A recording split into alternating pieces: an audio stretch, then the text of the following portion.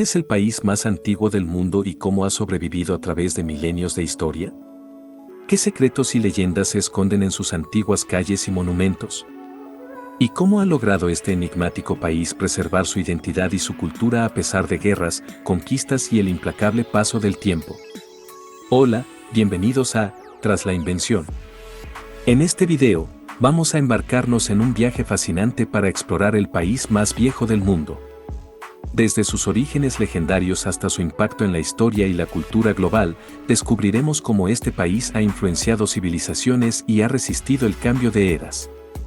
¿Es China con su milenaria historia, Egipto con sus pirámides o quizás una nación menos conocida? Prepárate para sumergirte en un mundo de misterios, tradiciones y relatos que han dado forma a nuestra humanidad. ¿Estás listo para descubrir los secretos del país más antiguo y su legado en nuestro mundo moderno?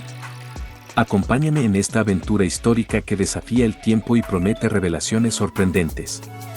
La historia de China es una de las más antiguas y continuas del mundo, con una civilización que se remonta a miles de años atrás. Algunos de los elementos clave que han contribuido a esta larga tradición incluyen: los imperios antiguos de China fueron poderosas entidades políticas que gobernaron grandes territorios en la antigua China. Cada dinastía imperial marcó un periodo significativo en la historia del país y dejó su huella en la cultura, la política y la sociedad chinas.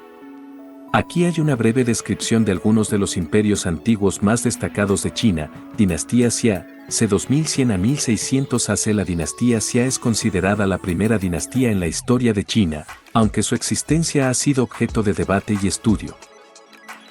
Se cree que fue fundada por el legendario emperador Yu, conocido por controlar las inundaciones del río Amarillo. La dinastía Xia fue reemplazada por la dinastía Zhang. Dinastía Zhang, c. 1600 a 1046 AC. La dinastía Zhang fue una de las primeras dinastías históricamente verificadas en China. Estableció un gobierno centralizado y desarrolló un sistema de escritura temprano conocido como inscripciones oraculares en huesos y caparazones de tortuga. También practicaban rituales religiosos y la adivinación. Dinastía Zhou, c. 1046 a 256 AC. La dinastía Zhou se dividió en dos periodos, el Zhou occidental y el Zhou oriental. Fue una época de gran desarrollo cultural y filosófico, con la aparición de importantes pensadores como Confucio y Laozi. Sin embargo, el periodo de la dinastía Zhou oriental se caracterizó por la fragmentación del poder entre numerosos estados feudales. Dinastía Yin, 221 a 206 AC. La dinastía Yin fue fundada por Yin Huang, quien unificó China bajo un gobierno centralizado. Es conocido por construir la Gran Muralla China y estandarizar la escritura y las medidas. También implementó políticas centralizadas y autoritarias. Dinastía Han, 206 AC, 220 DC. La dinastía Han es a menudo considerada como una de las eras doradas de la historia china. Durante este periodo, se promulgó el confucianismo como la ideología estatal oficial. Hubo avances en la tecnología, la literatura y la medicina, y se estableció la ruta de la seda, que facilitó el comercio con Occidente. Estos son solo algunos ejemplos de los imperios antiguos en China. A lo largo de la historia china, hubo muchas otras dinastías y reinos que contribuyeron al desarrollo y la evolución de la civilización china. Cada una de estas dinastías y periodos dejó su marca en la rica historia y cultura de China, contribuyendo a la tradición de gobierno centralizado que ha perdurado a lo largo de los siglos. La filosofía confuciana, también conocida como confucianismo, es una filosofía y sistema ético que se originó en China y se basa en las enseñanzas y pensamientos del filósofo chino Confucio, Confucio Conci en chino. El confucianismo ha tenido una profunda influencia en la cultura, la ética y la política de China a lo largo de su historia y sigue siendo relevante en la actualidad. El énfasis en la moral y la ética es uno de los pilares fundamentales del confucianismo y es un tema central en las enseñanzas de Confucio. Esta filosofía se centra en la importancia de la conducta moral y ética en la vida de las personas y en la construcción de una sociedad armoniosa. La virtud fundamental, Ren, la virtud principal y central en el confucianismo es el Ren, que se traduce comúnmente como humanidad o benevolencia. El Ren representa la disposición de tratar a los demás con bondad, compasión y empatía. Confucio enfatizaba que todos los individuos deberían cultivar esta virtud en sus vidas y aplicarla en sus relaciones con los demás. La práctica del Ren implica tratar a los demás con respeto y cuidado, y es esencial para mantener armonía en la sociedad.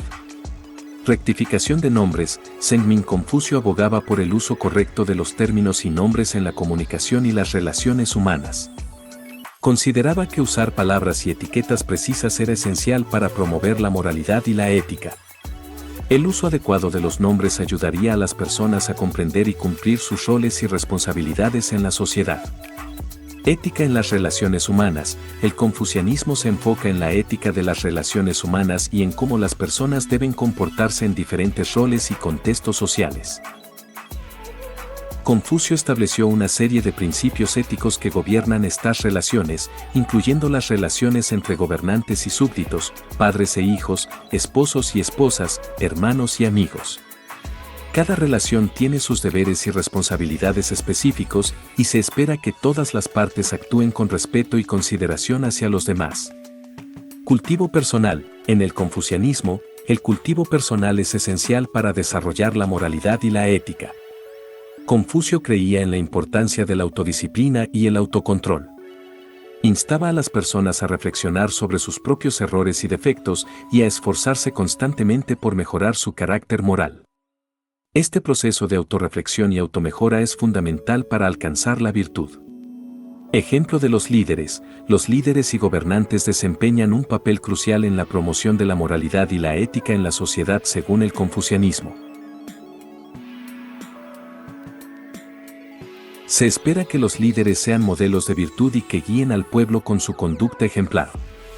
Un gobernante benevolente y ético inspirará a la población a seguir el camino de la virtud. El énfasis en la moral y la ética en el confucianismo ha dejado una profunda huella en la cultura china y en la forma en que las personas interactúan en la sociedad.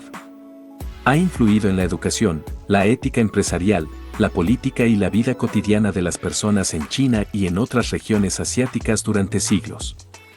La burocracia imperial en China es una parte importante de su historia política y administrativa y ha desempeñado un papel fundamental en la gobernabilidad del país durante siglos.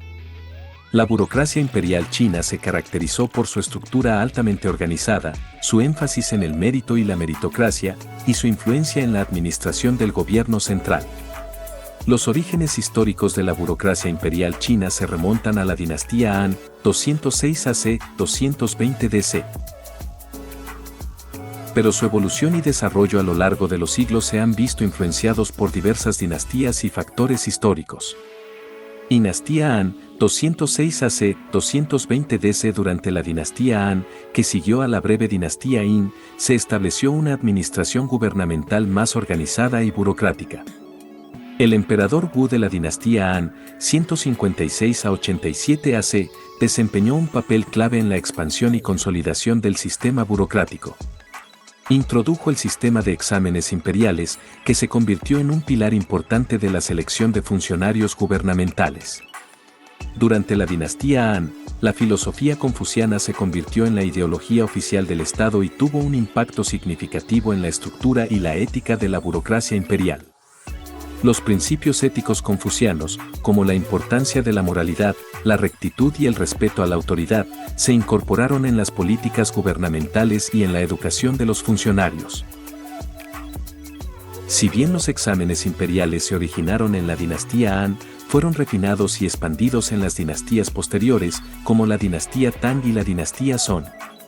Los exámenes se convirtieron en una forma estándar de seleccionar funcionarios en base a sus conocimientos de los clásicos confucianos y su capacidad para aplicar principios éticos en la administración. Este sistema de exámenes promovió la meritocracia, permitiendo que personas talentosas de diferentes orígenes se convirtieran en funcionarios. Durante la dinastía Han, se estableció una jerarquía burocrática que incluía una serie de títulos y rangos para los funcionarios gubernamentales. Estos rangos determinaban la posición de un funcionario en la jerarquía y sus responsabilidades. Esta estructura jerárquica se mantuvo y se refinó en las dinastías posteriores. La consolidación del gobierno centralizado fue un objetivo importante durante la dinastía Han. El emperador tenía un control efectivo sobre sus gobernadores provinciales y se crearon sistemas de registro de población y de tributación para supervisar y administrar el imperio de manera más eficiente. A lo largo de la historia china, hubo periodos de declive y restauración de la burocracia imperial y se produjeron cambios en su estructura y funcionamiento. Sin embargo, los principios fundamentales de la meritocracia y la ética confuciana siguieron siendo centrales en la administración gubernamental. La unificación del idioma y la escritura en China es un proceso histórico que tuvo un impacto significativo en la cohesión cultural y política del país a lo largo de los siglos.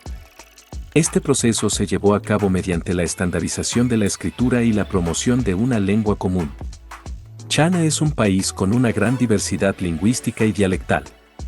A lo largo de su vasto territorio, se hablan numerosos dialectos y lenguas regionales que a veces son mutuamente ininteligibles. Además, China también ha tenido una larga historia de variaciones en la escritura debido a la caligrafía y los caracteres chinos. Durante la antigüedad china, los textos clásicos desempeñaron un papel crucial en la literatura y la educación. Sin embargo, estos textos a menudo se escribían en diferentes estilos de escritura y dialectos, lo que dificultaba su comprensión y estudio en todo el país. La unificación de la escritura se promovió mediante la estandarización de los caracteres chinos. Durante la dinastía Qin, 221 a 206 AC, el emperador Qin Shi Huang ordenó la estandarización de los caracteres en todo el imperio.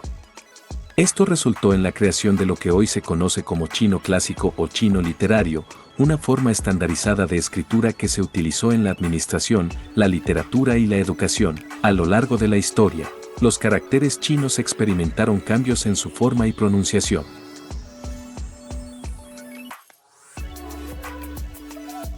Durante la dinastía Han, se publicó un diccionario conocido como el Zhou Jiesi, que contribuyó a la comprensión y estandarización de los caracteres chinos.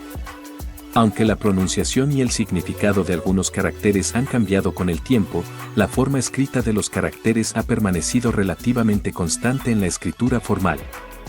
Además de la estandarización de la escritura, se promovió la adopción de una lengua común hablada. A lo largo de la historia, diferentes dialectos regionales compitieron por ser la lengua dominante.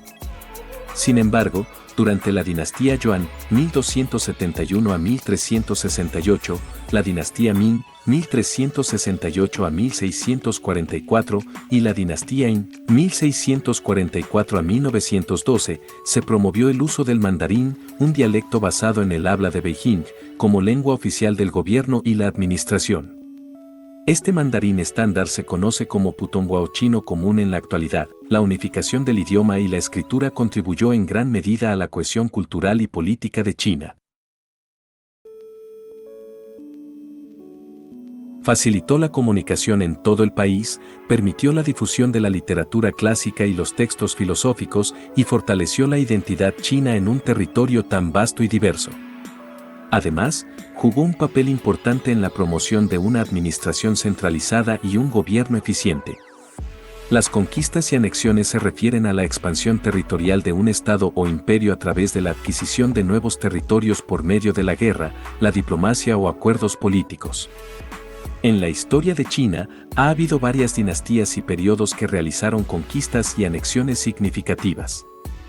Durante el reinado del emperador Qin Shi Huang, China fue unificada bajo la dinastía Qin, marcando el final de los estados en guerra conocidos como los reinos combatientes. Esta unificación se logró mediante la conquista militar de los estados rivales. El emperador Qin también ordenó la construcción de la Gran Muralla China como una medida defensiva contra las tribus nómadas del norte. Dinastía Han, 206 AC, 220 DC. La dinastía Han extendió su control sobre vastos territorios, incluyendo partes del norte de Vietnam, Mongolia y Asia Central. Estas expansiones se llevaron a cabo a través de campañas militares y alianzas diplomáticas, y se establecieron rutas comerciales importantes como la Ruta de la Seda, que conectaba China con Asia Central y el Mediterráneo. Dinastía Tang, 618 a 907. Durante la dinastía Tang, China experimentó un periodo de expansión territorial significativa.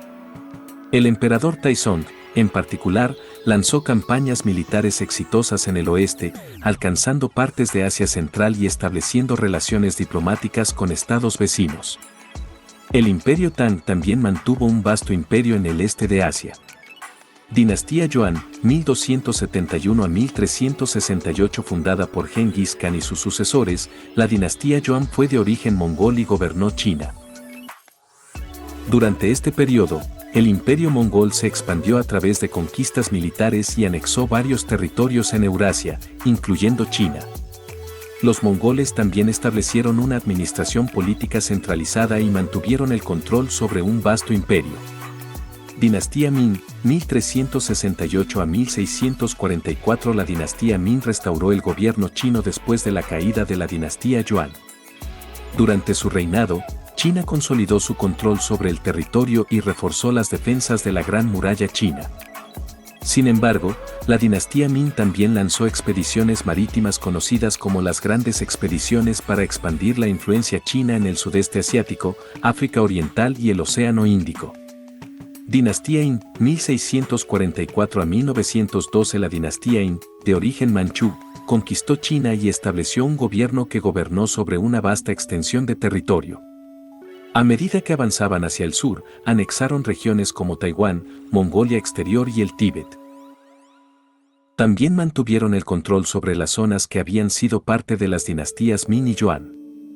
Estas son solo algunas de las dinastías y periodos en la historia de China que llevaron a cabo conquistas y anexiones significativas. A lo largo de la historia, las fronteras de China han cambiado debido a conflictos, alianzas y cambios políticos. Estas expansiones territoriales contribuyeron a la diversidad geográfica y cultural de China, así como a su influencia en Asia y otras regiones del mundo. Otros dicen que el país más antiguo del mundo es Irán. Antigua Persa. Ahora nos adentraremos en lo más profundo de Persa para ver cuál es el país más antiguo del mundo. Acompáñame en esta aventura histórica que desafía el tiempo y promete revelaciones sorprendentes. Irán, conocido en la antigüedad como Persia, tiene una historia rica y diversa que se remonta a miles de años y ha dejado una huella duradera en la cultura, la política y la civilización del mundo. Aquí se desarrolla la historia y el legado de Irán.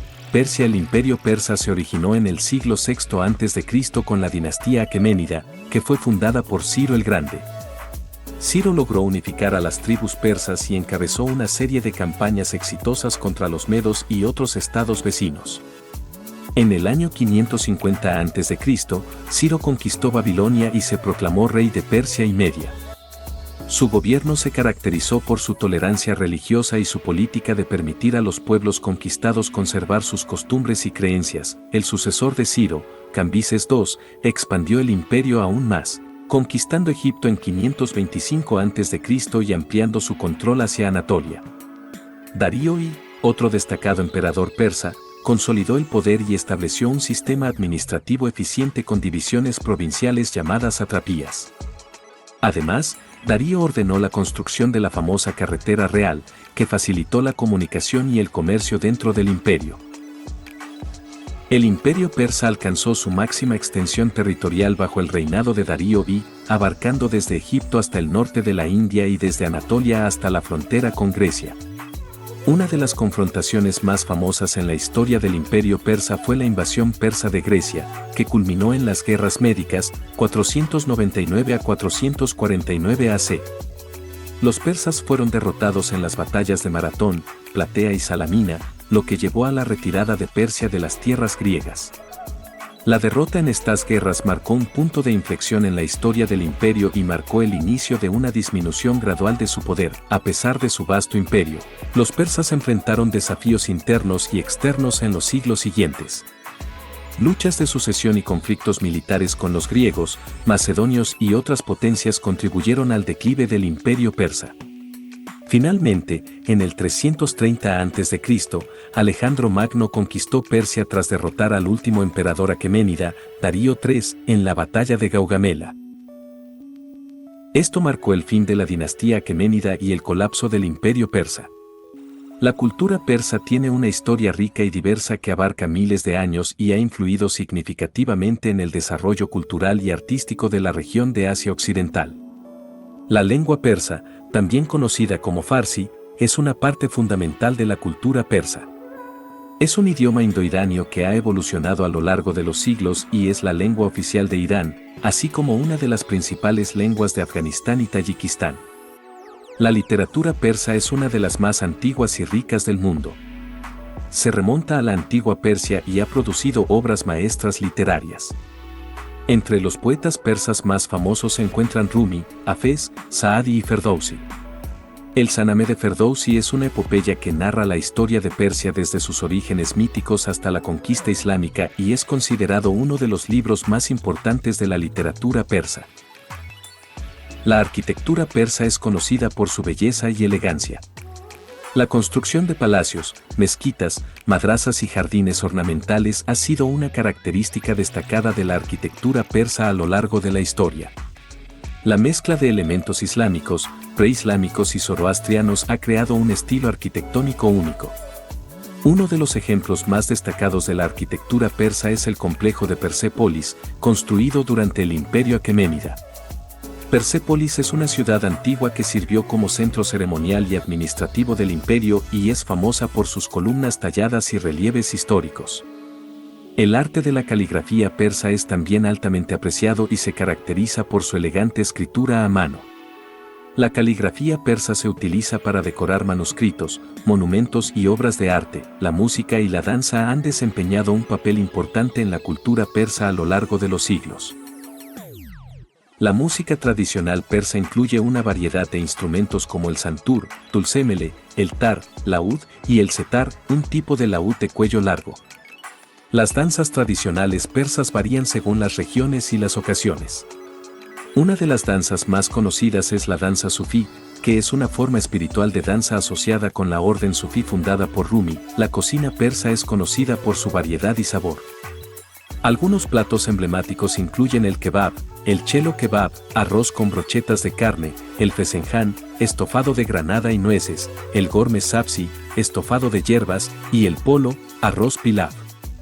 Además, los dulces persas como el baklava y el halva son populares en la región y se sirven en ocasiones especiales. Irán y las regiones con influencia cultural persa celebran una serie de festivales y celebraciones, muchos de los cuales tienen raíces históricas y religiosas. El Nowruz, el Año Nuevo Persa, es uno de los festivales más importantes y se celebra con una serie de tradiciones y rituales que marcan el inicio de la primavera. Los imperios sucesores se refieren a los imperios o dinastías que surgieron después de la caída de un imperio preexistente o durante periodos de fragmentación política. Estos imperios sucesores a menudo heredaron territorios, influencia y, en algunos casos, parte de la cultura y las instituciones de los imperios anteriores. Imperio Bizantino, sucesor del Imperio Romano de Oriente, después de la división del Imperio Romano en el año 285 después de Cristo, el Imperio Romano de Occidente y el Imperio Romano de Oriente surgieron como entidades separadas. El Imperio Romano de Occidente colapsó en el año 476 después de Cristo, mientras que el Imperio Romano de Oriente, conocido como el Imperio Bizantino, persistió hasta el año 1453 después de Cristo con la caída de Constantinopla ante los otomanos. Legado: el Imperio Bizantino heredó la tradición romana en términos de administración, leyes y cultura, pero también incorporó elementos griegos y orientales. El cristianismo ortodoxo oriental se convirtió en la religión dominante y la Iglesia ortodoxa se mantuvo como una parte central de la identidad del Imperio Bizantino. Imperio Otomano, sucesor de los seleucidas y bizantinos, el Imperio Otomano surgió en Anatolia en el siglo XIII como un estado turco después de la caída del sultanato de Ram. Luego, los otomanos conquistaron Constantinopla en 1453, marcando el final del Imperio Bizantino. A lo largo de su historia, el Imperio Otomano incorporó territorios de los bizantinos, los seleucidas y otros imperios preexistentes. Legado: el Imperio Otomano se convirtió en un imperio musulmán que abarcaba una gran parte del mundo islámico y de Europa del Este. Su cultura, sociedad y sistema de gobierno reflejaban una mezcla de influencias islámicas, persas y bizantinas. El Imperio Otomano duró hasta 1922, cuando fue reemplazado por la República de Turquía. Imperio Mongol, sucesor del Imperio Jin y Jin Occidental, Gengis Khan y sus sucesores lideraron la creación del Imperio Mongol en el siglo XIII. A medida que los mongoles conquistaban vastos territorios en Eurasia, absorbieron y heredaron elementos de las culturas y estructuras políticas de los estados que conquistaron, incluyendo el Imperio Jin en China y el Imperio Khwarezm en Persia. Legado: el Imperio Mongol fue uno de los imperios más grandes de la historia, y su influencia se extendió desde Asia Oriental hasta Europa del Este. Los mongoles promovieron la tolerancia religiosa y fomentaron el comercio a lo largo de las rutas de la seda. Sin embargo, su imperio se fragmentó en diferentes kanatos después de la muerte de Gengis Khan. Imperio Safávida, sucesor de varios reinos regionales. El Imperio Safávida surgió en Persia en el siglo XVI y se estableció después de una larga serie de conflictos y disputas regionales. Los safávidas reunificaron Persia y adoptaron el chiismo como religión oficial, lo que marcó una ruptura con el sunismo que prevalecía en la región. Legado: el Imperio Safávida dejó una huella duradera en la cultura y la identidad persa. Fomentaron las artes y las letras persas, incluyendo la producción de manuscritos ilustrados y azulejos decorativos. También establecieron un sistema administrativo y legal eficiente. La adopción del Islam en diferentes regiones y sociedades ha sido un proceso histórico complejo que ha tenido un impacto significativo en la cultura, la religión y la política de esas áreas. La adopción del Islam comenzó en el siglo VII en la península arábiga, donde nació el profeta Mahoma en la ciudad de la Meca. Mahoma recibió revelaciones divinas a través del ángel Gabriel y predicó el Islam, que promovía la adoración de un solo Dios, Allah, y llamaba a la gente a abandonar la adoración de ídolos. La difusión inicial del Islam fue relativamente limitada en los primeros años, pero después de la Hégira, la migración de Mahoma a Medina, en el año 622, el Islam comenzó a ganar seguidores y se convirtió en una fuerza importante en la península arábiga. Tras la muerte de Mahoma en el año 632, sus sucesores, los califas, lideraron una serie de conquistas militares que llevaron al rápido crecimiento del imperio islámico. Durante estas conquistas, las fuerzas islámicas se expandieron desde la península arábiga hacia el norte, el este y el oeste, llegando a territorios que incluían el Levante, el norte de África, Persia y partes de Europa. La adopción del Islam en estas regiones fue un proceso gradual y varió según el lugar. En algunos casos, la conversión al Islam se promovió a través de incentivos económicos o sociales, mientras que en otros casos, se permitió a las poblaciones locales mantener sus creencias religiosas existentes siempre que pagaran un impuesto especial, jizya. La conquista islámica de Persia en el siglo VII llevó al reemplazo del zoroastrismo por el Islam como religión dominante. Los persas realizaron importantes contribuciones a la cultura islámica, incluida la filosofía y la literatura. En Asia Central, las ciudades como Samarcanda y Bukhara se convirtieron en centros importantes de cultura islámica, y la región desempeñó un papel fundamental en la difusión del Islam hacia el este, alcanzando India y China. El Islam llegó al subcontinente indio a través de las conquistas musulmanas y el comercio en el siglo VII. Durante varios siglos, las dinastías islámicas gobernaron en India, como el Sultanato de Delhi y el Imperio Mogol. A pesar de las diferencias religiosas y culturales con la mayoría hindú de la población, el Islam se arraigó en la India y dejó una influencia duradera en la arquitectura, la literatura y la sociedad. A través de rutas comerciales, el Islam se extendió gradualmente en el África subsahariana a partir del siglo VII. A medida que las poblaciones adoptaban el Islam, se fusionaba con sus tradiciones religiosas y culturales locales. Hoy en día, África tiene una población musulmana significativa y diversas expresiones del Islam, desde el Islam sufí hasta el Islam suní y chií. La adopción del Islam en diferentes regiones fue un proceso que se desarrolló a lo largo de siglos y varió en intensidad y ritmo en cada área. Esto llevó a la diversidad de tradiciones y expresiones del Islam en todo el mundo y ha tenido un impacto duradero en la religión, la cultura y la política de las sociedades en las que se ha establecido. El Imperio Safávida, que existió en Persia desde principios del siglo XVI hasta principios del siglo XVIII, fue una dinastía que dejó una marca duradera en la historia de Irán y tuvo un impacto significativo en la modernización de la región. El imperio safávida fue fundado por Ismail I en 1501, quien proclamó al chiismo duodecimano, rama del chiismo, como la religión oficial del imperio. Esta decisión marcó una ruptura importante con el sunismo predominante en la región en ese momento y estableció una identidad religiosa chií que sigue siendo una característica definitoria de Irán hasta hoy. Los safávidas desempeñaron un papel crucial en el desarrollo y la promoción de la cultura persa. Fomentaron las artes, la literatura y la poesía persas y respaldaron el florecimiento de la caligrafía y la cerámica en la región. La arquitectura safávida también dejó un legado significativo. Monumentos como la mezquita de Sheikh Lotfoya en Isfahán y el complejo de palacios de Chehel Sotoun son ejemplos notables de la arquitectura safávida, conocida por sus intrincados mosaicos y diseños. Los safávidas establecieron una administración centralizada y un sistema legal en el que los tribunales religiosos desempeñaron un papel importante en la aplicación de la ley islámica, Sharia. También se esforzaron por consolidar el poder central a través de la creación de una burocracia gubernamental y un ejército profesional, lo que contribuyó a la estabilidad y la seguridad interna. Durante su gobierno, los safávidas tuvieron contactos significativos con potencias extranjeras, incluyendo a los otomanos y a las dinastías europeas. Mantuvieron relaciones comerciales y diplomáticas, lo que contribuyó al flujo de ideas y tecnología entre Persia y otras partes del mundo.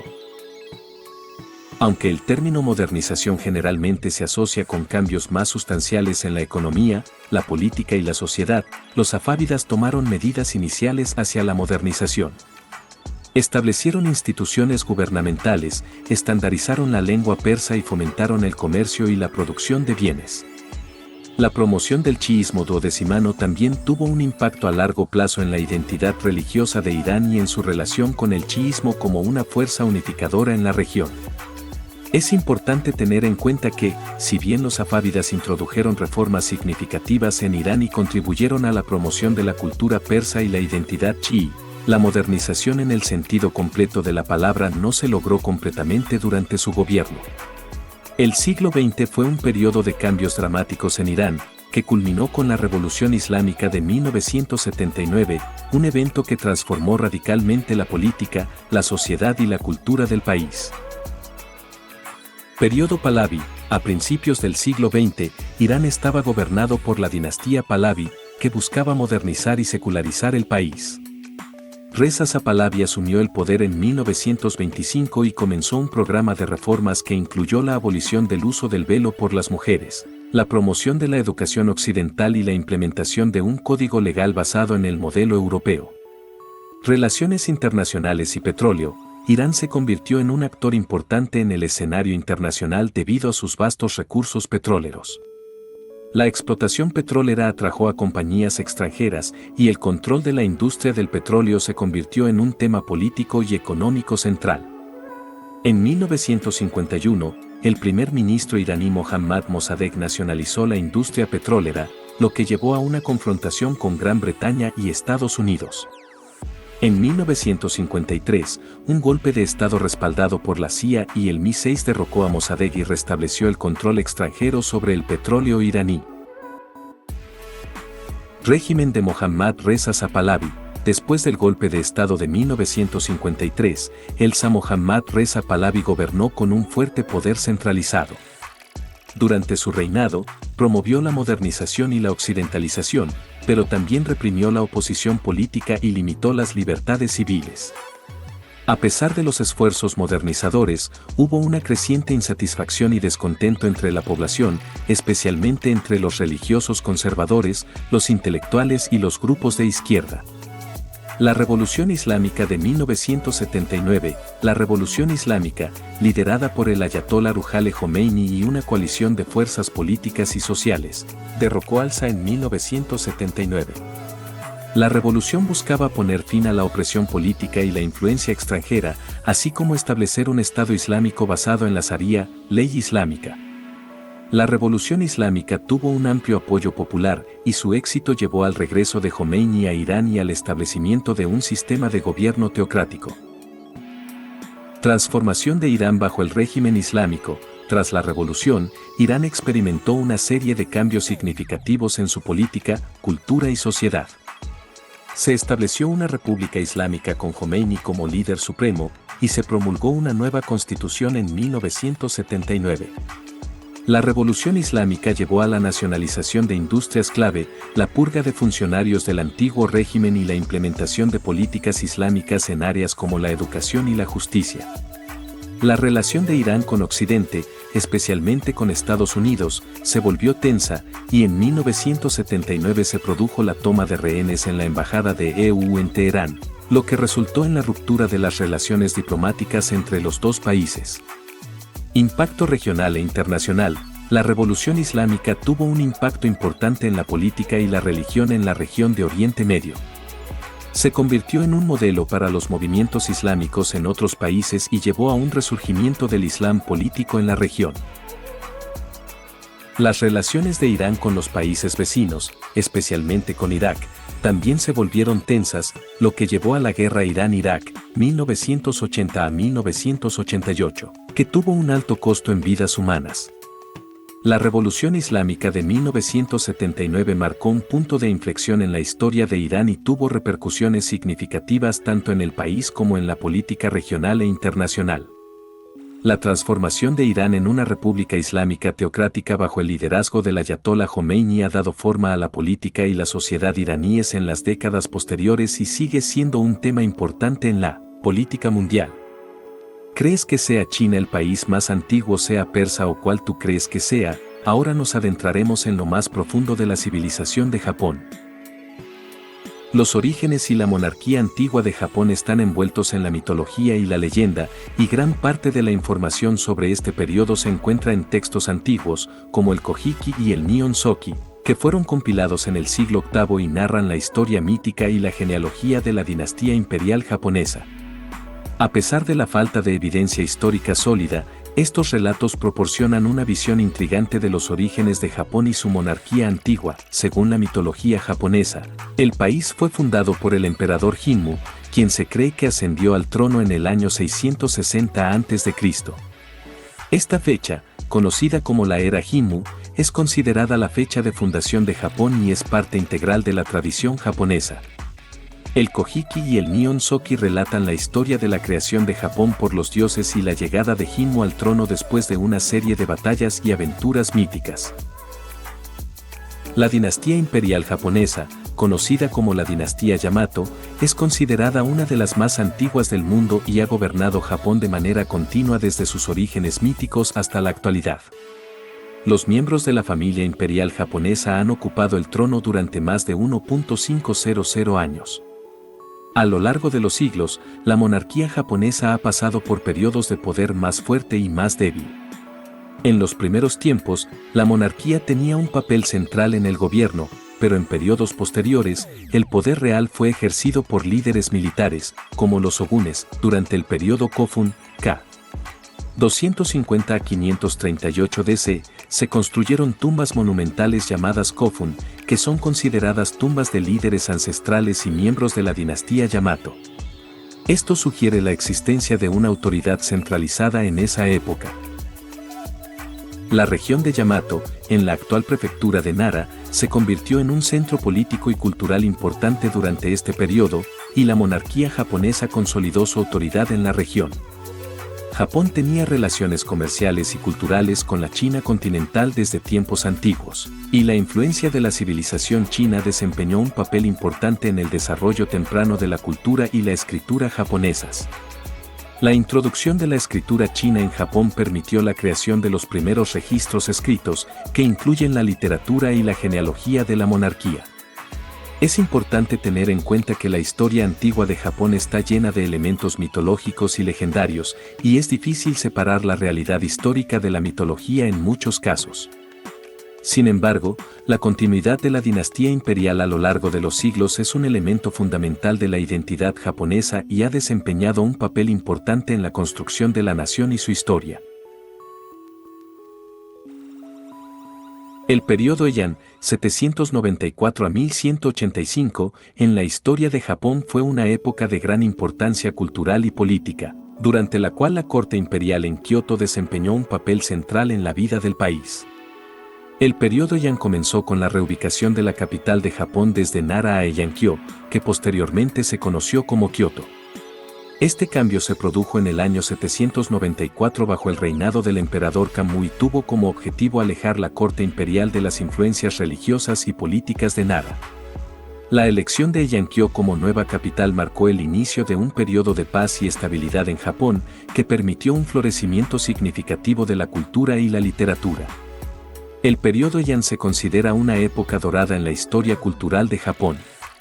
La aristocracia gobernante desarrolló una cultura refinada y sofisticada, que incluyó la poesía, la literatura, la caligrafía y las artes visuales. La poesía Baka, que incluye el tanka, poema corto, y el choka, poema largo, floreció en este periodo. La antología Kokinbakasu, antología de poesía de tiempos antiguos y modernos, fue una de las primeras colecciones de poesía imperial. La literatura clásica japonesa también alcanzó su punto culminante en el periodo Heian, con obras como el cuento de Genji de Murasaki Shikibu, que es considerada la novela más antigua del mundo. Aunque la corte imperial tenía un papel importante en el periodo Heian, el poder real estaba en manos de la aristocracia, específicamente en las familias Fujiwara, que ejercieron una gran influencia como regentes y tutores de los emperadores. La corte imperial estaba altamente estratificada y seguía un protocolo cortesano elaborado, que establecía reglas precisas de comportamiento, vestimenta y etiqueta. La poesía y la música eran parte integral de la vida en la corte. Las mujeres desempeñaron un papel importante en la cultura de la corte Heian y en la literatura de la época. Algunas mujeres aristocráticas escribieron poesía y prosa, y sus obras fueron valoradas y ampliamente leídas. Murasaki Shikibu y Seisho Nagon son dos figuras destacadas de este periodo. Murasaki Shikibu escribió el cuento de Genji, mientras que Seisho Nagon escribió el Makura no Soshi, el libro de la almohada, una colección de ensayos y observaciones de la vida en la corte.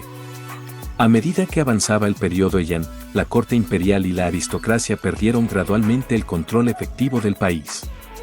Surgieron problemas económicos y sociales, y las luchas de poder internas debilitaron la autoridad imperial. El periodo de guerras y disturbios conocido como el periodo Kamakura, 1185 a 1333, marcó el final del periodo Heian y la transición a una era de gobierno militar en Japón. El periodo Heian es conocido por su esplendor cultural y su énfasis en la etiqueta y las artes refinadas. Aunque el poder político real estaba en manos de la aristocracia y las familias regentes, la corte imperial desempeñó un papel importante en la promoción de la cultura y la literatura que siguen siendo apreciadas y estudiadas en Japón y en todo el mundo hasta el día de hoy. El periodo Kamakura, 1185 a 1333, en la historia de Japón fue una época de cambios significativos en la política y la sociedad japonesas. Durante este periodo, se estableció el shogunato Kamakura, que marcó la transición hacia un gobierno militarizado en Japón. El periodo Kamakura comenzó tras la batalla de Dan-Noura en 1185, en la que las fuerzas de Minamoto no Yoritomo derrotaron a las de los Taira. Este evento marcó el final de las guerras Genpei, un conflicto que enfrentó a los dos principales clanes guerreros de la época. Minamoto no Yoritomo estableció su sede de gobierno en Kamakura, una ciudad costera al sur de Tokio en la isla de Onsu. Esta elección estratégica permitió a Yoritomo mantener una cierta distancia del poder imperial en Kioto. Minamoto no Yoritomo se convirtió en el primer shogun del shogunato Kamakura, un título que otorgaba autoridad militar y gubernamental sobre Japón. El shogunato era esencialmente un gobierno militar que coexistía con la corte imperial en Kioto, donde el emperador mantenía un papel ceremonial pero sin poder real.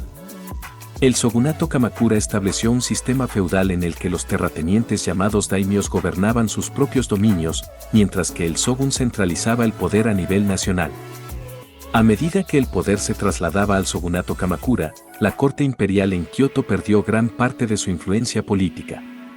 El emperador se convirtió en una figura ceremonial, mientras que el shogun y los daimios ejercían el control real sobre el país. A pesar de su decadencia política, la corte imperial continuó siendo un centro de cultura y arte durante este periodo, y la poesía y las artes tradicionales seguían siendo valoradas. Uno de los eventos más destacados durante el shogunato Kamakura fue la invasión mongola de Japón en 1274 y 1281.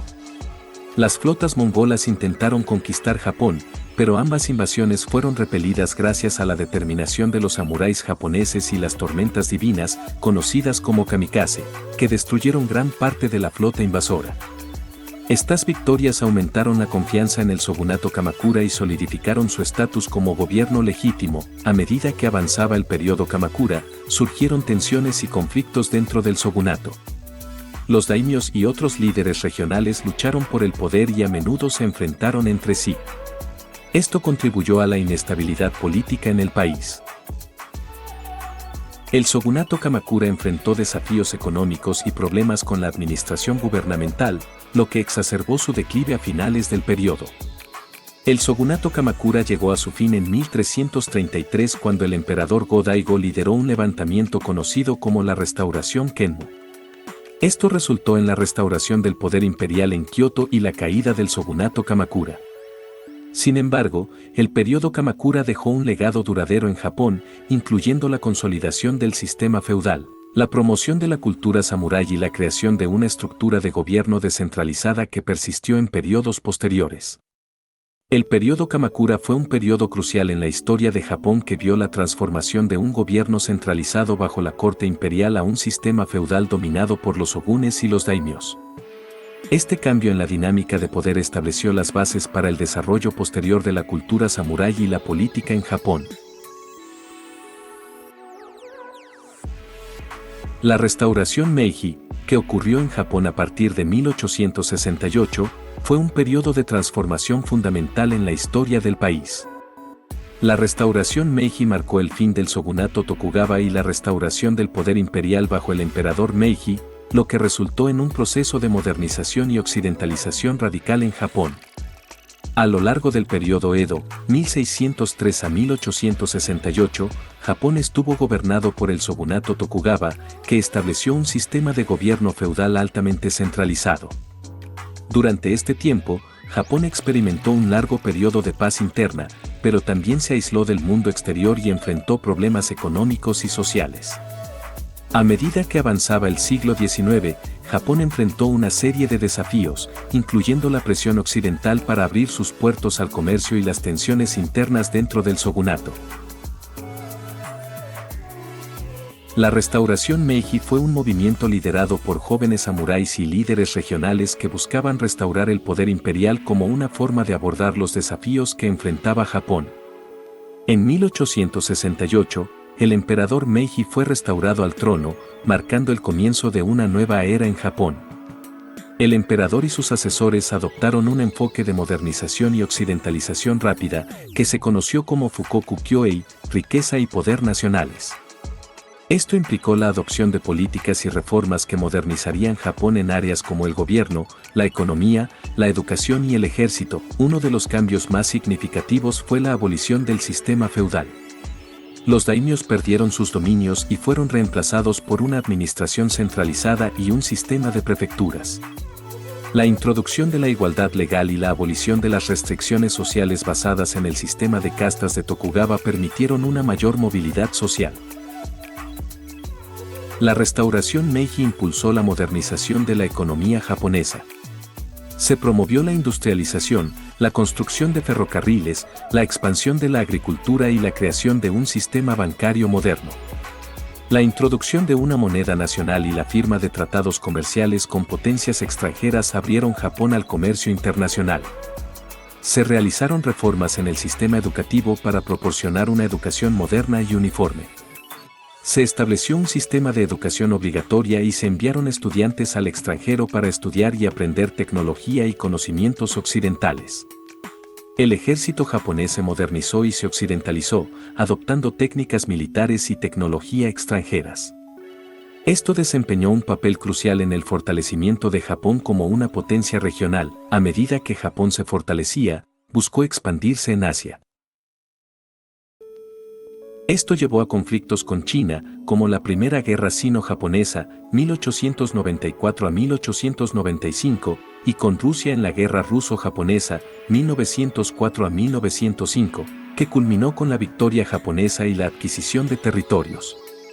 La expansión imperial japonesa continuó en las décadas siguientes, lo que tuvo un impacto significativo en la historia de Asia y en la relación de Japón con otras naciones.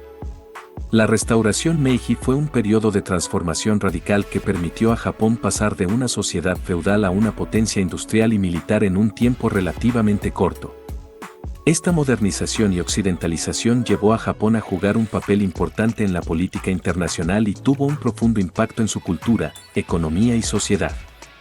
La historia de Japón en el siglo XX y XXI ha sido una mezcla de desafíos, transformaciones y logros notables. Aquí se desarrollan los principales acontecimientos y desarrollos que marcaron este periodo. En las primeras décadas del siglo XX, Japón continuó su expansión imperial en Asia, anexando Taiwán y Corea. Esto llevó a tensiones con otras potencias mundiales, particularmente con Estados Unidos. Japón participó en la Primera Guerra Mundial al lado de las potencias aliadas y se benefició económicamente de la guerra. Sin embargo, las expectativas de un mayor reconocimiento internacional no se cumplieron completamente en el Tratado de Versalles. Décadas de 1920 y 1930, Japón enfrentó problemas económicos durante la Gran Depresión, lo que exacerbó la agitación social y política en el país. En la década de 1930, Japón se volvió más militarista y expansionista, lo que eventualmente condujo a la invasión de China en 1937 y su participación en la Segunda Guerra Mundial como parte del eje. Segunda Guerra Mundial. Japón se convirtió en un actor clave en la Segunda Guerra Mundial y se enfrentó a una serie de derrotas militares a medida que las fuerzas aliadas avanzaban en el Pacífico. La guerra culminó en agosto de 1945 con los bombardeos atómicos de Hiroshima y Nagasaki, seguidos por la rendición japonesa. El país quedó bajo ocupación estadounidense durante varios años. Posguerra y reconstrucción. Tras la Segunda Guerra Mundial, Japón experimentó una profunda transformación bajo la ocupación estadounidense. Se promulgó una nueva constitución en 1947, que estableció una monarquía constitucional y una democracia parlamentaria. El país se centró en la reconstrucción económica y adoptó un modelo económico basado en la industria y las exportaciones, que llevó a un rápido crecimiento económico conocido como el milagro japonés. Siglo XXI. Crecimiento y desafíos económicos. A principios del siglo XXI, Japón enfrentó desafíos económicos, incluyendo una prolongada recesión y una población envejecida que planteaba preocupaciones sobre el gasto público y el sistema de seguridad social. El país continuó siendo un líder en tecnología y desarrollo, con empresas como Sony, Toyota y Nintendo siendo reconocidas a nivel mundial. Desastres naturales. Japón es propenso a terremotos, tsunamis y tifones. Uno de los desastres más notables fue el Gran Terremoto del Este de Japón y el posterior tsunami en 2011, que provocó el desastre nuclear de Fukushima Daiichi y tuvo un impacto duradero en la política energética japonesa. Cambios demográficos. El envejecimiento de la población japonesa y la disminución de la tasa de natalidad se convirtieron en problemas graves. El gobierno implementó políticas para abordar estos problemas, como incentivos para la maternidad y una mayor inmigración. Política exterior y seguridad. Japón mantuvo una política exterior pacifista desde la Segunda Guerra Mundial, pero también fortaleció sus fuerzas de autodefensa y colaboró estrechamente con aliados como Estados Unidos. Las tensiones regionales, particularmente con Corea del Norte y China, influyeron en la política exterior japonesa. Juegos Olímpicos y eventos mundiales. Japón fue el país anfitrión de los Juegos Olímpicos de verano en Tokio en 1964 y nuevamente en 2021, postergados debido a la pandemia de COVID-19, lo que subrayó su papel en la comunidad internacional. Japón ha logrado una transformación impresionante en el siglo XX y XXI, pasando de una nación derrotada en la Segunda Guerra Mundial a una potencia económica y tecnológica líder en el mundo. Sin embargo, el país también ha enfrentado desafíos demográficos y económicos que han requerido adaptación y políticas innovadoras para abordarlos. La historia y el futuro de Japón siguen siendo temas de gran interés y relevancia en el ámbito global. Después de explorar las maravillas antiguas de China, los misterios de Persia y las tradiciones milenarias de Japón, ¿cuál crees que sea el país más antiguo del mundo? ¿Podría ser uno de estos con sus ricas historias y legados culturales, o hay otro contendiente que todavía no hemos descubierto? Piensa en las civilizaciones que hemos discutido, las dinastías chinas que han influenciado al mundo durante milenios, la antigua Persia con su sofisticada cultura y poder, y Japón, con sus tradiciones que se han mantenido inquebrantables a lo largo de los siglos. Pero ahora, prepárate para un giro en nuestra búsqueda. Vamos a sumergirnos en las arenas del tiempo y viajar a Egipto, una tierra de faraones y pirámides. ¿Será Egipto, con sus monumentos que han resistido el paso de los milenios, el verdadero titular de este fascinante título? Acompáñame mientras desvelamos los secretos de una de las civilizaciones más enigmáticas y duraderas de la historia. ¿Estás listo para continuar este viaje a través del tiempo y descubrir si Egipto es, de hecho, el país más antiguo del mundo? Sigue mirando para encontrar la respuesta. La antigüedad egipcia es un periodo fascinante en la historia de Egipto que abarca miles de años y se caracteriza por el surgimiento y la evolución de una de las civilizaciones más antiguas y avanzadas del mundo. Aquí se desarrolla la antigüedad egipcia, destacando sus principales características y logros. La civilización egipcia se originó en el Valle del Nilo, una región geográfica excepcionalmente fértil en el noreste de África. El río Nilo era esencial para la supervivencia de la civilización, ya que proporcionaba agua para la agricultura y transportaba sedimentos ricos en nutrientes durante las inundaciones anuales. Hacia el año 3100 a.C., el faraón Narmer, también conocido como Menes, logró la unificación de los reinos del Alto y Bajo Egipto, marcando el inicio de la civilización egipcia y la creación del primer periodo dinástico. Este evento simbólico se representa en la famosa paleta de Narmer. El gobierno egipcio estaba altamente centralizado y estaba dirigido por un faraón, que era considerado un gobernante divino y tenía autoridad absoluta sobre el país. El faraón era el líder político, religioso y militar de Egipto. La administración del país estaba organizada en una jerarquía, con funcionarios gubernamentales y sacerdotes que ayudaban al faraón en la gobernanza y la recaudación de impuestos. La religión tenía un papel central en la vida egipcia. Los egipcios adoraban a una panoplia de dioses y diosas y creían en la vida después de la muerte. La construcción de tumbas y templos era una parte importante de la práctica religiosa. La mitología egipcia incluía historias sobre la creación del mundo, el dios Sol-Ra y las luchas cósmicas entre dioses y seres malignos. Los egipcios desarrollaron un sistema de escritura conocido como jeroglíficos. Esta forma de escritura se utilizaba en inscripciones monumentales, pero también se adaptó en formas más simples para escribir en papiros, que eran antiguos precursores del papel. Uno de los textos más conocidos de la antigüedad egipcia es el Libro de los Muertos, un conjunto de fórmulas y oraciones destinadas a guiar al difunto en el más allá. Los egipcios construyeron monumentos impresionantes, incluyendo las pirámides de Giza, las tumbas en el Valle de los Reyes y los templos en lugares como Luxor y Karnak. La arquitectura egipcia se caracterizaba por el uso de columnas, obeliscos y estatuas colosales, y estaba imbuida de significado religioso y simbolismo. La sociedad egipcia estaba estratificada, con el faraón y la élite gobernante en la cima, seguidos por funcionarios, sacerdotes, artesanos y agricultores. La economía egipcia se basaba en la agricultura, con el cultivo de trigo, cebada, lino y otros cultivos. El comercio y la pesca también eran importantes para la economía. La antigüedad egipcia dejó un legado impresionante en términos de arquitectura, escritura, religión y cultura. Su influencia perdura en la historia de la humanidad, y los logros de esta civilización continúan siendo estudiados y admirados en la actualidad. En la antigüedad egipcia, el gobierno centralizado fue una característica clave de la organización política del país. Los faraones, considerados como los hijos de Ra y descendientes de los dioses, tenían un papel central en la vida de Egipto y ejercían un control absoluto sobre el país. Los faraones eran vistos como seres divinos en la tierra y se les atribuía un estatus de semidioses. Esta creencia religiosa les otorgaba una autoridad suprema y un poder incontestable. Se creía que el faraón era el intermediario entre los dioses y el pueblo. como tal, tenía la responsabilidad de mantener la armonía cósmica y asegurarse de que los dioses estuvieran satisfechos con los rituales religiosos y las ofrendas.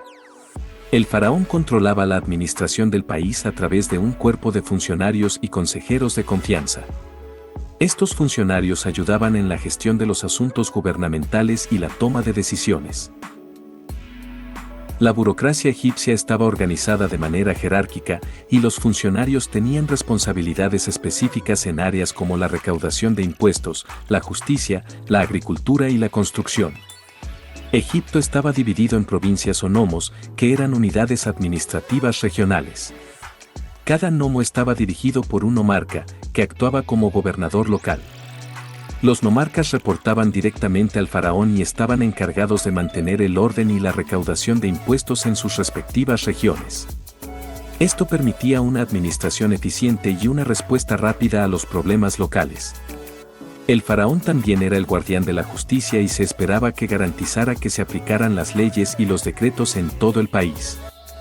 El Código de Hammurabi, uno de los conjuntos de leyes más antiguos conocidos, se ha descubierto en Egipto y proporciona evidencia de la preocupación por la justicia y la ley en la sociedad egipcia. El faraón tenía el control absoluto de las fuerzas armadas egipcias. Esto incluía el ejército, la marina y la seguridad interna. Egipto tenía un ejército profesional que se utilizaba para defender el país de invasiones y mantener el control en las provincias. Los faraones también eran responsables de supervisar importantes proyectos de construcción, como la construcción de pirámides, templos y monumentos. Estos proyectos servían tanto a propósitos religiosos como a la creación de legados duraderos que conmemoraban la grandeza del faraón y la estabilidad de su gobierno. El gobierno centralizado bajo el faraón fue una característica distintiva de la antigüedad egipcia que contribuyó a la cohesión y el orden en el país. A lo largo de los milenios, esta estructura de gobierno centralizado permitió a Egipto prosperar y mantener una civilización avanzada que dejó un legado duradero en la historia de la humanidad. La economía y la agricultura desempeñaron un papel fundamental en la antigüedad egipcia y fueron factores clave en el desarrollo y la prosperidad de la civilización egipcia. La agricultura fue la columna vertebral de la economía egipcia. El río Nilo y su ciclo anual de inundaciones proporcionaron un ambiente excepcionalmente fértil para el cultivo de una variedad de cultivos. Los principales cultivos cultivados incluían trigo, cebada, lino, verduras, frutas como dátiles e higos, y legumbres como lentejas y garbanzos. La producción agrícola sostenible garantizaba una fuente constante de alimentos y materias primas. El ciclo de inundación anual del río Nilo era crucial para la agricultura egipcia. Cada año, durante la temporada de inundaciones, julio a noviembre, el Nilo se desbordaba y depositaba sedimentos ricos en nutrientes en el valle, conocido como el regalo del Nilo. Estas inundaciones periódicas rejuvenecían la tierra, reponían los nutrientes del suelo y permitían la siembra de cultivos. Sin las inundaciones del Nilo, la agricultura en el desierto circundante sería prácticamente imposible. Los egipcios desarrollaron sistemas de irrigación para distribuir el agua del Nilo a través de canales y zanjas hacia tierras agrícolas específicas. Estos sistemas permitían el riego de cultivos durante todo el año, incluso durante la temporada de sequía.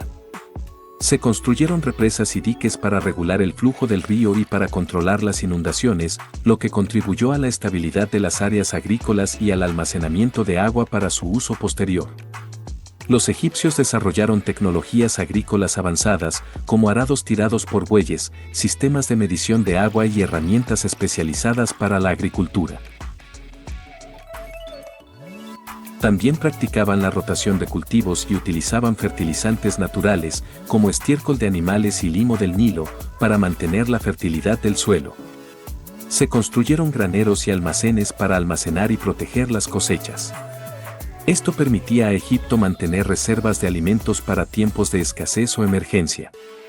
El exceso de producción de alimentos se utilizaba para el comercio y como tributo a los faraones. Egipto era un centro de comercio en el mundo antiguo. Además de satisfacer sus propias necesidades alimentarias, exportaba productos agrícolas, como cereales y productos textiles, a regiones circundantes como el Levante y el Mediterráneo. El comercio desempeñó un papel importante en la economía egipcia y contribuyó a la acumulación de riqueza y recursos. La economía egipcia estaba centralizada bajo el control del gobierno y el faraón. El Estado tenía la responsabilidad de la recaudación de impuestos, la distribución de tierras y la gestión de los recursos agrícolas. Los impuestos, que podían pagarse en forma de productos agrícolas, servicios o trabajo en proyectos estatales, eran fundamentales para mantener la infraestructura y el bienestar de la sociedad. La combinación de una agricultura altamente productiva y una economía centralizada permitió a la civilización egipcia prosperar durante milenios. La dependencia del Nilo y la sofisticación de sus prácticas agrícolas son ejemplos notables de cómo una geografía favorable y la ingeniería humana pueden impulsar una civilización a lo largo del tiempo. La construcción y la arquitectura en la antigua civilización egipcia son aspectos notables que han dejado un legado perdurable y son motivo de admiración en todo el mundo. Egipto es famoso por sus monumentos y construcciones icónicas que son símbolos reconocibles de la civilización egipcia. Entre los más destacados se encuentran las pirámides de Giza, la Gran Esfinge y los templos en Karnak y Luxor. Las pirámides, en particular, son consideradas como una de las 7 maravillas del mundo antiguo. La Gran Pirámide de Giza, construida durante el reinado del faraón Keops, es la más famosa de todas.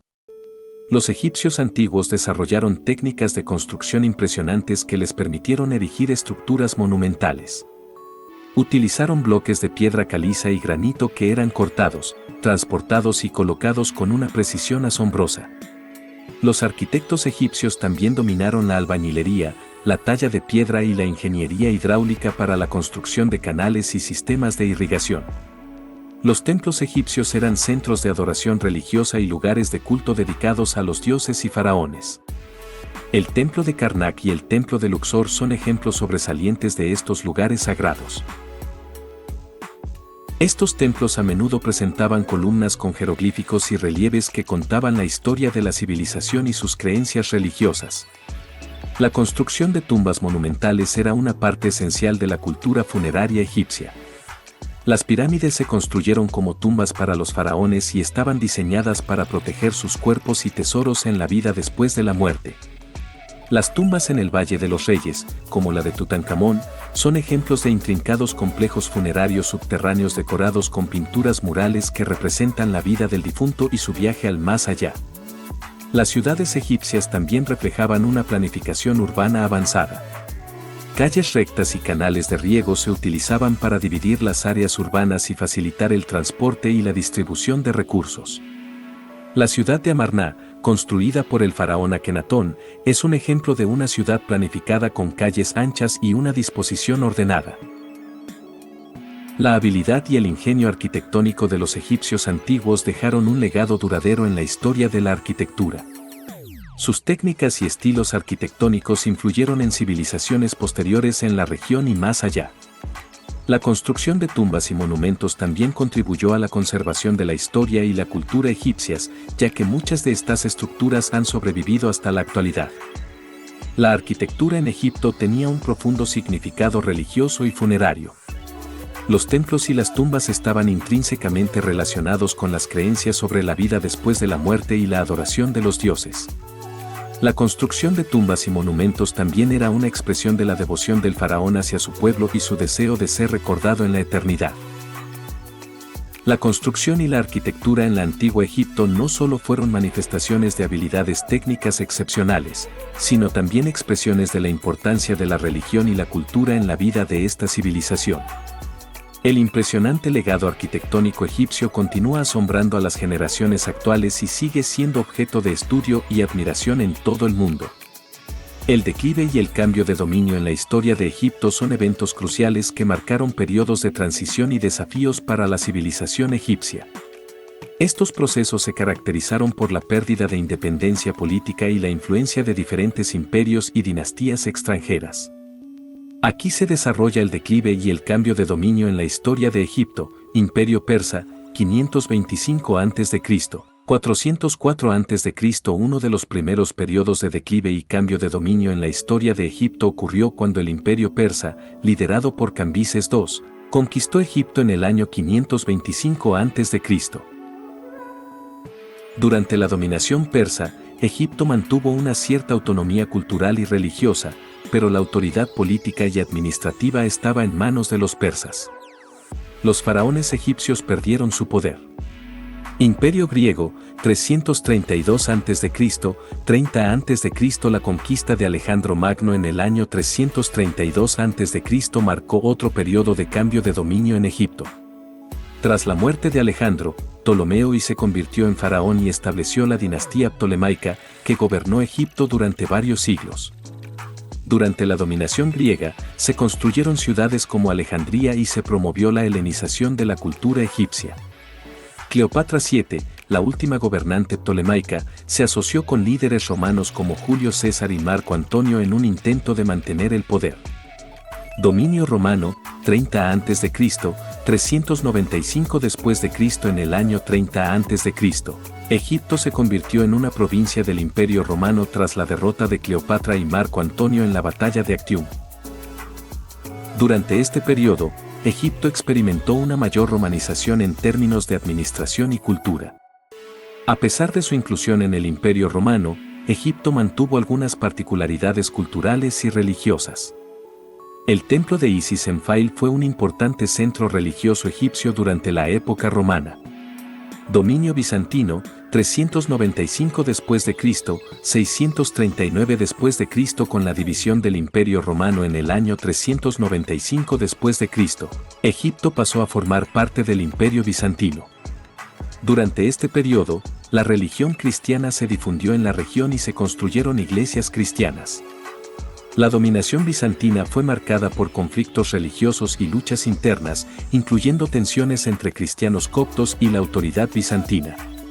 Dominio islámico, 639 después de Cristo en adelante. El cambio de dominio más significativo y duradero en la historia de Egipto ocurrió con la conquista islámica en el año 639 después de Cristo, cuando las fuerzas musulmanas lideradas por Aemmar ibn al-As ocuparon Egipto. El dominio islámico marcó el inicio de la islamización de Egipto y el declive de la religión tradicional egipcia. La capital egipcia se trasladó a Fustat, antiguo Cairo, que se convirtió en un importante centro islámico y cultural. El declive y el cambio de dominio en Egipto a lo largo de la historia reflejan la influencia de diferentes imperios y dinastías extranjeras en la región. Estos periodos de transición también llevaron a la mezcla de culturas y religiones, lo que contribuyó a la diversidad cultural de Egipto en la actualidad. El dominio islámico, que comenzó en el siglo VII, ha tenido una influencia perdurable en la identidad religiosa y cultural de Egipto hasta nuestros días. Y así, después de un fascinante viaje por China, Persia, Japón y Egipto, nos encontramos al final de nuestra exploración. Hemos visto la grandeza de las dinastías chinas, el esplendor de Persia, la elegancia inmutable de Japón y la majestuosidad eterna de Egipto. Cada uno de estos países tiene una historia rica y compleja que desafía el tiempo. Pero ahora, te pregunto a ti, ¿cuál crees que es el país más antiguo del mundo? ¿Es uno de los que hemos discutido, o hay otra nación cuya historia aún espera ser contada? La respuesta podría no ser tan simple como parece, y tal vez, la verdadera belleza de esta pregunta reside en su misterio y en las historias que cada cultura tiene para ofrecer. Quiero agradecerte por acompañarme en este viaje a través de la historia y las civilizaciones. Si te ha gustado este video, por favor, dale me gusta y compártelo con tus amigos.